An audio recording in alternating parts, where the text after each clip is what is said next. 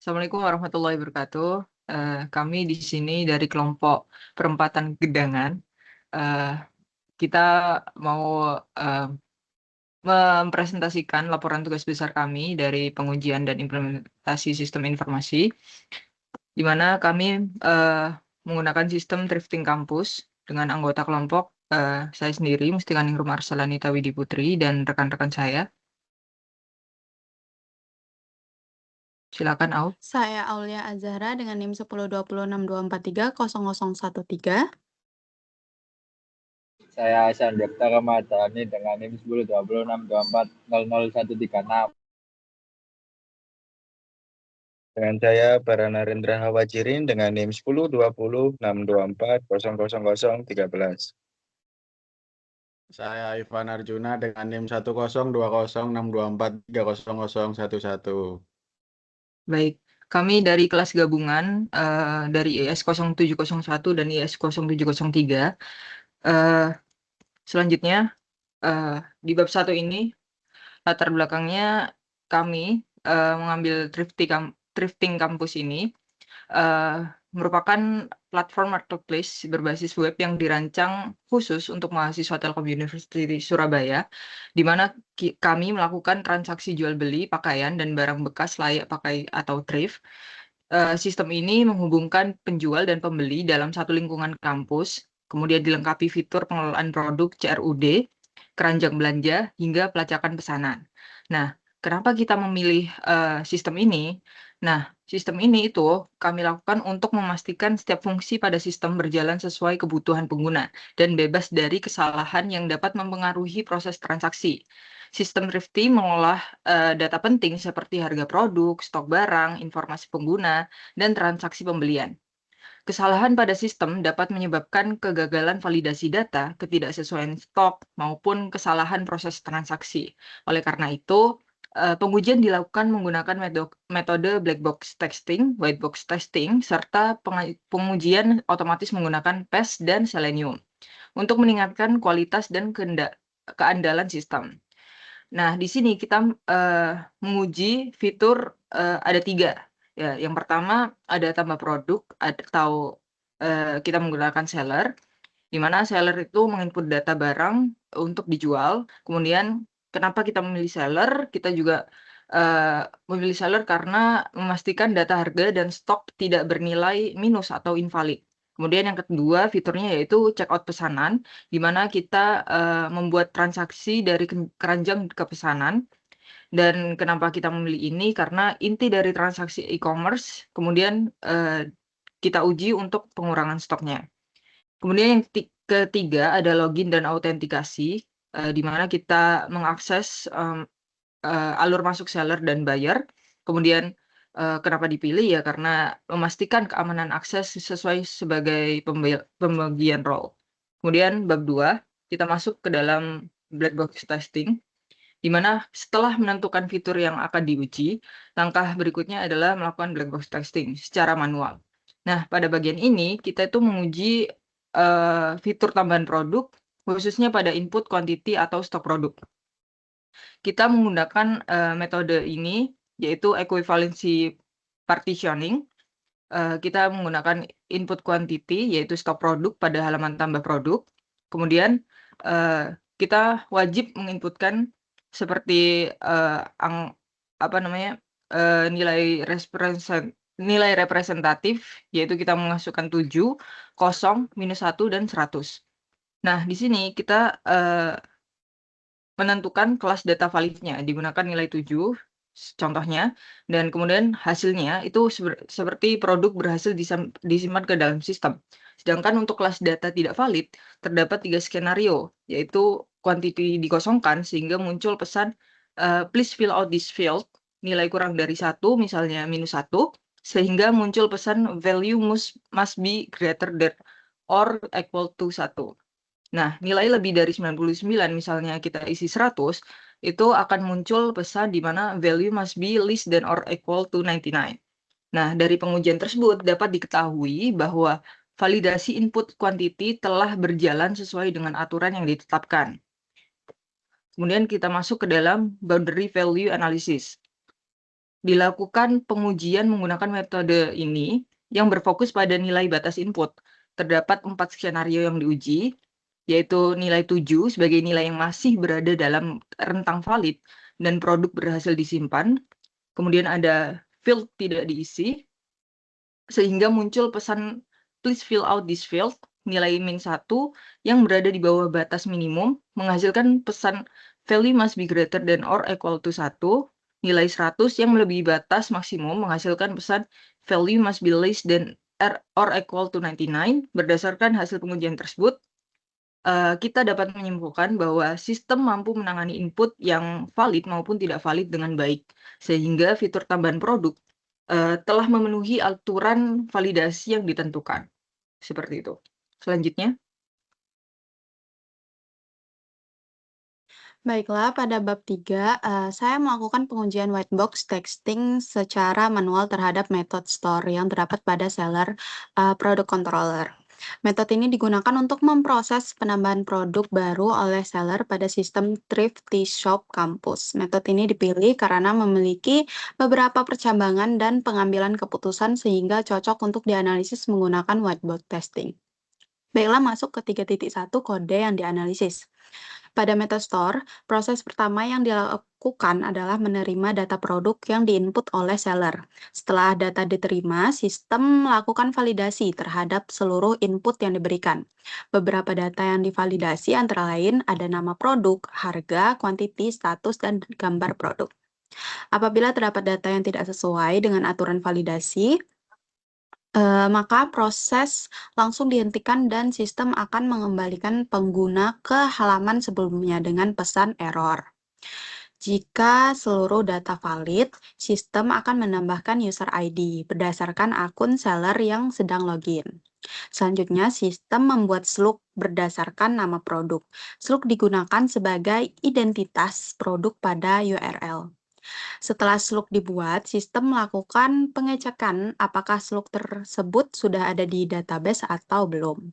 Jika slug sudah digunakan oleh produk lain, sistem akan masuk ke proses perulangan untuk membuat slug baru dengan menambahkan angka di belakang slug sampai diperoleh slug yang unik. Setelah slug unik ditemukan, slug tersebut disimpan ke dalam data produk. Boleh di-scroll, Kak Sela? Kemudian sistem memeriksa apakah seller menggunakan gambar produk. Jika terdapat gambar, sistem akan menyimpan file gambar ke media penyimpanan dan menyimpan lokasi file tersebut ke database. Jika tidak ada gambar yang diunggah, proses upload dilewati. Setelah seluruh data siap, sistem menyimpan data produk ke database menggunakan fungsi produk create. Terakhir, sistem melakukan redirect ke halaman daftar produk seller dan menampilkan pesan bahwa produk berhasil ditambahkan. Baiklah, masuk ke bagian flow graph. Berdasarkan alur program tersebut, dibuat flow graph untuk menggambarkan jalannya eksekusi program. Boleh di-scroll, Kak Sel? Flow graph terdiri dari node dan edge. Node mempresentasikan proses atau keputusan yang terjadi dalam program, sedangkan edge menunjukkan arah perpindahan alur dari satu node ke node lainnya. Alur program dimulai dari node pertama sebagai start, kemudian program masuk ke node kedua untuk melakukan validasi input produk. Pada node kedua terdapat beberapa percabangan pertama. Jika validasi gagal, maka program menuju node ketiga dan langsung berakhir pada node ke-13. Namun, jika validasi berhasil, maka program melanjutkan ke node 4 untuk menambahkan user ID seller. Setelah itu, program menuju ke node 5 untuk membuat slug awal produk. Selanjutnya, pada node 6, sistem melakukan pengecekan apakah slug sudah ada di database. Jika slug sudah ada, program menuju ke node 7 untuk membuat slug baru dengan tambahan angka.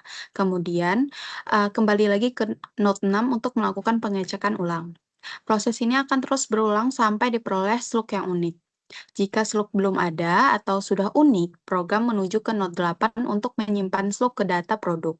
Kemudian, program menuju ke node 9 untuk memeriksa apakah terdapat file gambar yang diunggah. Jika ada gambar, program menuju ke node 10 untuk menyimpan gambar terlebih dahulu. Jika tidak ada gambar, program langsung melewati node 10. Setelah itu, program menuju ke Node 11 untuk menyimpan data produk ke database. Kemudian, program menuju ke Node 12 untuk melakukan redirect ke halaman produk seller. Terakhir, program berakhir pada Node 13. Pada flow graph ini terdapat 3 predicate node atau titik keputusan, yaitu di Node 2 sebagai validasi input, di Node 6 sebagai pengecekan slug, di Node 9 sebagai pengecekan upload gambar. Lalu boleh di-scroll, Kak Sel. Baik, ini adalah bentuk gambaran dari alur flow graph yang saya buat. Masuk ke 3.3, cyclomatic complexity. Setelah flow graph dibuat, langkah berikutnya adalah menghitung cyclomatic complexity. Cyclomatic complexity digunakan untuk mengetahui tingkat kompleksitas program dan menentukan jumlah minimal jalur independen yang harus diuji. Dari flow graph diperoleh jumlah node sebanyak 13, jumlah edge sebanyak 15, jumlah predikat node sebanyak 3, jumlah region sebanyak 4, jumlah komponen terhubung sebanyak 1. Perhitungan pertama menggunakan rumus FG sama dengan edge dikurang node ditambah 2 predikat node. Jadi 15 dikurang 3 ditambah 2 dikali 1. Jadi keseluruhannya sama dengan 4. Perhitungan kedua menggunakan rumus predikat node ditambah 1. Jadi 3 ditambah 1 sama dengan 4. Perhitungan ketiga menggunakan jumlah region. Jumlah region pada flow graph adalah 4. Sehingga FG-nya sama dengan 4. Karena ketiga metode menghasilkan nilai yang sama, maka cyclomatic complexity dari metode store adalah 4. Artinya terdapat 4 jalur independen yang harus diuji agar seluruh logika program dapat tercover. Masuk ke 3.4, independent path dan test case. Berdasarkan nilai cyclomatic complexity sebesar 4, diperoleh 4 independent path. Path pertama merupakan jalur ketika validasi input gagal. Path jalur ini pengguna memasukkan data yang tidak sesuai aturan sehingga sistem menampilkan pesan error validasi dan proses dihentikan. Path kedua merupakan jalur ketika seluruh data valid, slug belum ada di database dan seller tidak mengunggah gambar. Pada kondisi ini, produk berhasil disimpan dan sistem melakukan redirect ke halaman produk seller. Pada path ketiga merupakan jalur ketika data valid tetapi slug yang dihasilkan sudah digunakan oleh produk lain. Sistem akan membuat slug baru yang unik dengan menambahkan angka di belakang slug, kemudian produk berhasil disimpan. Path keempat merupakan jalur ketika data valid dan seller mengunggah gambar produk. Sistem akan menyimpan gambar terlebih dahulu, kemudian menyimpan data produk ke database dan melakukan redirect ke halaman produk seller. Berdasarkan keempat jalur tersebut, dibuat 4 test case untuk memastikan seluruh percabangan pada metode store dapat dieksekusi dengan benar. Baiklah, berdasarkan hasil analisis whiteboard testing terhadap metode store, diperoleh nilai cyclomatic complexity sebesar 4 yang menunjukkan terdapat 4 jalur independen pada program. Keempat jalur tersebut berhasil diidentifikasi melalui flow graph dan kemudian digunakan sebagai dasar pembuatan test case. Hasil analisis menunjukkan bahwa alur logika pada metode store masih tergolong sederhana, mudah dipahami, dan seluruh percabangan utama dapat diuji secara sistematis. Baiklah, selanjutnya bisa dilanjutkan oleh teman saya.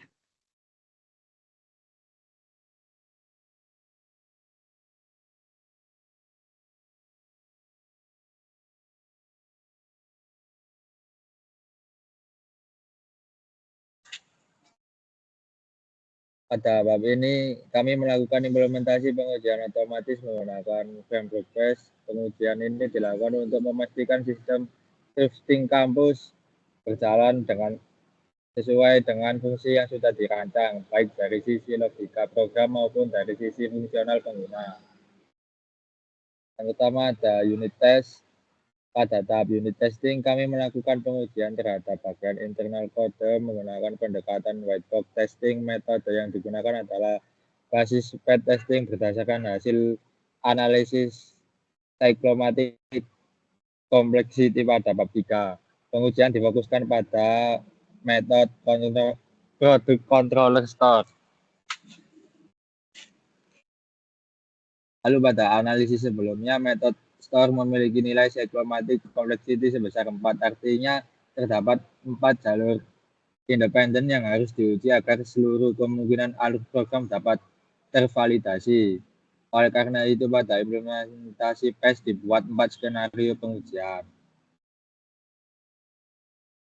Yang 4 skenario yang diuji adalah pertama, ketika input tidak valid, kedua, ketika data produk valid tanpa gambar, ketiga, terdapat slug yang sama sehingga sistem membuat slug baru, dan keempat, ketika user mengupload gambar produk.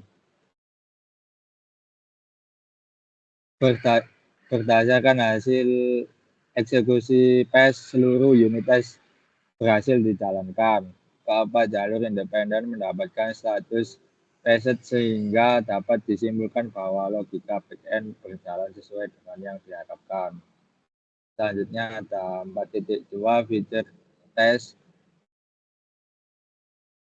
Feature testing berbeda dengan unit testing yang fokus pada kode program. Feature testing menguji sistem dari sudut pandang pengguna. Pengujian dilakukan seperti pengguna sebenarnya, mulai dari proses autentikasi sampai manipulasi data pada database. Pada feature test terdapat 2 skenario utama. Skenario pertama adalah pengujian positif, yaitu seller berhasil menambahkan produk baru dengan data valid. Skenario kedua adalah pengujian negatif, yaitu buyer mencoba masuk ke halaman khusus seller, sistem harus menolak akses tersebut. Hasil feature test menunjukkan seluruh skenario berhasil. Sistem mampu menerima input produk dari seller dan mampu membatasi hak akses buyer dari sesuai role masing-masing. Kesimpulan dari implementasi PES adalah pengujian otomatis berhasil memastikan kualitas sistem drifting kampus. Unit testing memastikan logika program berjalan dengan benar, sedangkan feature testing memastikan fitur dapat digunakan sesuai kebutuhan pengguna. Selanjutnya bisa dilanjut dengan teman saya. Baik, selanjutnya ada implementasi Selenium. Di sini melanjutkan dari pengerjaan black box testing. Untuk yang pertama adalah pembuatan state transition diagram. State transition diagram ini berguna untuk memetakan perubahan kondisi antar muka pada fitur tambah produk berdasarkan aksi yang dilakukan oleh seller. Jadi yang pertama itu adalah initial state, yaitu pada halaman daftar produk seller. Selanjutnya ketika klik tambah produk, lanjut ke state pertama, yaitu halaman form tambah produk yang masih kosong. Selanjutnya menginput data produk, lalu lanjut ke state yang kedua, yaitu form tambah produk terisi. Setelah itu lanjut ke 3A, yaitu klik simpan dengan kuantiti 0, maka jadinya adalah invalid karena data yang dimasukkan harus lebih besar daripada 0. Selanjutnya setelah melakukan perbaikan data, lanjut ke 3B, yaitu klik simpan dengan data quantity 50, yaitu data valid, sehingga lanjut ke final state A, sehingga daftar produk terupdate dengan sukses. Namun jika ke 3C, yaitu mengklik tombol batal, maka berakhir dengan final state B, yaitu kembali ke daftar produk tanpa perubahan. Lanjut ke tabel transisi.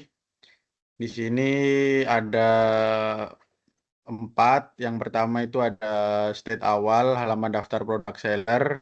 Eventnya adalah mengklik tombol tambah produk baru. State berikutnya adalah halaman form tambah produk, sedangkan output yang diharapkan adalah tampilan form input produk yang kosong yang siap diisi. Yang kedua adalah halaman form tambah produk, mengisi data yang valid, yaitu dengan kuantiti 50, lalu mengklik simpan, maka state berikutnya adalah halaman daftar produk seller. Output yang diharapkan adalah produk baru muncul di tabel sehingga menampilkan pesan produk berhasil ditambahkan. Selanjutnya ada halaman form tambah produk, yaitu mengisi form dengan kuantiti 0 sehingga data itu invalid. Set berikutnya adalah halaman form tambah produk dengan output tampilan pesan error karena kuantiti minimal 1. Yang terakhir adalah halaman form tambah produk. Jika diklik tombol batal atau kembali, maka selanjutnya adalah halaman daftar produk seller, sehingga outputnya yaitu kembali ke halaman daftar produk, sehingga tidak ada data yang tersimpan. Lanjut ke 5.3. Yang pertama itu ada file base_test.py. Di sini itu merupakan parent class yang mewarisi fungsi unit test. File ini tuh bertugas sebagai tugas repetitif secara otomatis. Fungsinya itu untuk menyiapkan dan membuka browser Chrome dan juga menutup browser serta sebagai helper supaya kita tidak perlu menulis ulang kode untuk mengetik email dan password di setiap skenario yang dibutuhkan untuk login. Next-nya itu ada config.py.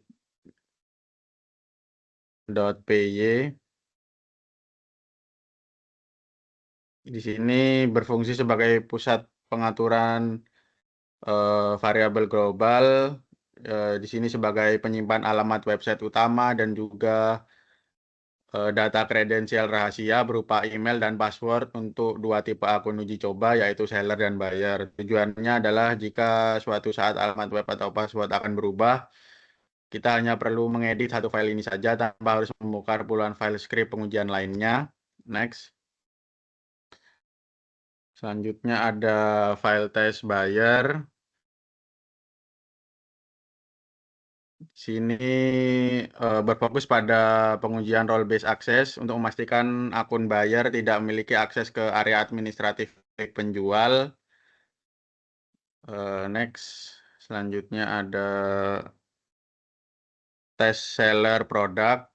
Di sini itu untuk menguji interaksi utama pengguna dengan role penjual atau seller. Spesifiknya yaitu untuk pada fitur menambah barang dagangan baru ke dalam sistem. Yang pertama itu memastikan halaman form tambah produk bisa diakses, lalu yang kedua menguji keberhasilan sistem menyimpan data produk jika input data itu valid, yang ketiga menguji sistem keamanan form HTML5 validation, yang misalnya sengaja menginputkan nilai kuantitas 0 untuk memastikan sistem memblokir form. Yang keempat itu menguji fungsi tombol batal yang harus mengembalikan user ke halaman sebelumnya tanpa menyimpan data. Next. Yang terakhir adalah tes login, yaitu berfokus pada pengujian modul autentifikasi aplikasi, ya mulai dari mengisi formulir login, validasi keberhasilan akses untuk akun seller maupun buyer. Yang terakhir adalah screenshotan hasil eksekusi. Di sini apabila berhasil maka akan muncul tampilan seperti ini pada setiap skenario yang berhasil. Mungkin sekian yang dapat saya jelaskan, saya lanjutkan kepada teman saya. Baik, selanjutnya yaitu di bab 6, yaitu di bab yang terakhir, hasil dan analisis. Untuk rekap hasil pengujian, di sini ada 4 jenis tes, yang dimana yang pertama ada black box testing, dan yang kedua ada white box testing, dan yang ketiga functional testing, dan yang terakhir yaitu automation testing. Nah, dengan yang pertama yaitu jenis tesnya black box testing dengan menggunakan tool manual equivalency, post partitioning, dan boundary value analysis, yang dimana jumlah TC dan pesetnya itu 8. Lalu yang kedua itu ada white box testing dan memakai test framework unit testing, dimana jumlah TC dan pesetnya itu ada 3. Functional testing dengan menggunakan tools PES framework feature testing, yang dimana jumlah TC-nya itu ada 2 dan PES-nya juga sama yaitu 2. Dan yang terakhir ada automation testing, itu memakai tools testing Selenium WebDriver dengan dalam kurung E2E HTTP request, dan jumlah TC dan PES-nya yaitu 10 dengan total semua keseluruhan yaitu 24. Baik, selanjutnya ada 6.2 di mana analisis hasil. Di sini berdasarkan rekapitulasi data pengujian yang sudah dipaparkan pada subbab sebelumnya, Berikut adalah analisis mendalami mengenai hasil eksekusi dari masing-masing metode pengujian yang telah dilakukan pada sistem drifting kampus. Yaitu yang pertama ada analisis pengujian manual yang dimana itu black box di bab kedua. Pada tahap ini, pengujian manual difokuskan penuh untuk menguji fungsionalitas komponen input quantity di dalam stok produk dan berdasarkan hasil pengujian dengan metode equivalence dan partitution dan boundary value analysis. Nah, sistem terbukti sudah memiliki validasi input yang cukup aman ketika dimasukkan rentang 1 sampai 99, sistem dapat memprosesnya dengan lancar. Sementara itu, untuk data invalid seperti input yang dikosongkan, angka minus ataupun angka yang melebihi batas di atas 99, sistem berhasil menangkap error tersebut dan langsung memunculkan pesan penolakan yang sesuai di antarmuka aplikasi. Dan yang kedua yaitu ada analisis pengujian otomatisasi unit dan fitur PES framework, di mana yaitu ada di bab 4. Di sini ada unit testing whitebox.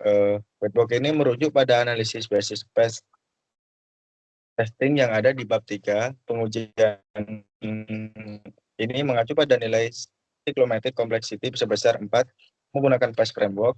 Otomatisasi pengujian berhasil mengeksekusi keempat independen PES yang pada metode store di dalam produk controller. Dengan hasil eksekusi 4 PES, hal ini membuktikan bahwa logika internal backend khususnya saat menangani slug dan yang duplikat otomatis ditambah sufiks -1 serta proses unggah file gambar sudah berjalan dengan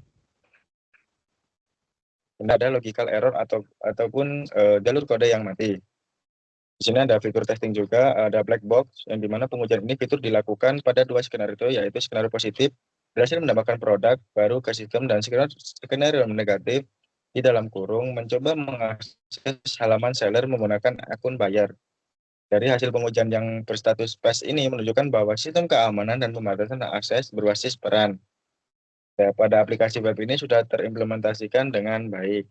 Dan yang ketiga yaitu yang terakhir ada analisis pengujian antarmuka otomatis, yaitu di Selenium WebDriver di bab 5. Otomatisasi pengujian ini antarmuka dengan Selenium WebDriver dilakukan dengan mengeksekusi 10 test case yang mencakup alur autentikasi atau login, manajemen produk di sisi seller, serta validasi pembatasan akses untuk buyer. Jika melihat grafik test transaction serta hasil eksekusi langsung pada terminal, semua elemen user interface seperti tombol, form, input, dan proses redirect halaman dapat merespon instruksi dari driver dengan sangat stabil. Seluruh skenario berhasil diselesaikan dengan 110 page dalam total waktu eksekusi yaitu selama 2 menit. Dan yang terakhir yaitu ada kesimpulan, dan setelah melaksanakan seluruh rangkaian pengujian baik secara manual maupun otomatis pada aplikasi drifting kampus, maka dapat ditarik beberapa kesimpulan utama sebagai berikut, yaitu ada 3 kesimpulan. Yang pertama ada kesiapan dan kualitas aplikasi. Sistem drifting kampus telah melewati total 24 tes case pengujian yang cukup kompresif dengan tingkat kelulusan mutlak sebesar 100% PES. Selama pengujian berlangsung, tidak ditemukan adanya bug fatal ataupun celah error kritikal yang mengganggu fungsi utama dari aplikasi. Dan yang kedua ada keamanan hak akses. Melalui hasil hak akses pengujian otomatis dengan Selenium dan PES framework, sistem ini terbukti aman dan potensi exploit hak akses. Mekanisme proteksi halaman sudah berjalan dengan baik, sehingga pengguna dan pengguna role buyer dipastikan tidak akan bisa membuka atau memanipulasi halaman manajemen produk yang khusus disediakan untuk akun seller. Dan yang ketiga ada stabilitas struktur kode, di mana logika pemrograman pada bagian backend terutama untuk fitur input dan produk baru sudah dirancang secara matang dan efisien. Kode program bersih dari mati kode serta mampu menangani duplikasi data loop secara otomatis. Dengan demikian aplikasi drifting kampus ini dinyatakan layak dan siap untuk diimplementasikan. Baik, sekian dari presentasi hari ini dari kelompok perempatan Gedangan. Mohon maaf jika ada salah kata, dan saya tutup. Wassalamualaikum warahmatullahi wabarakatuh.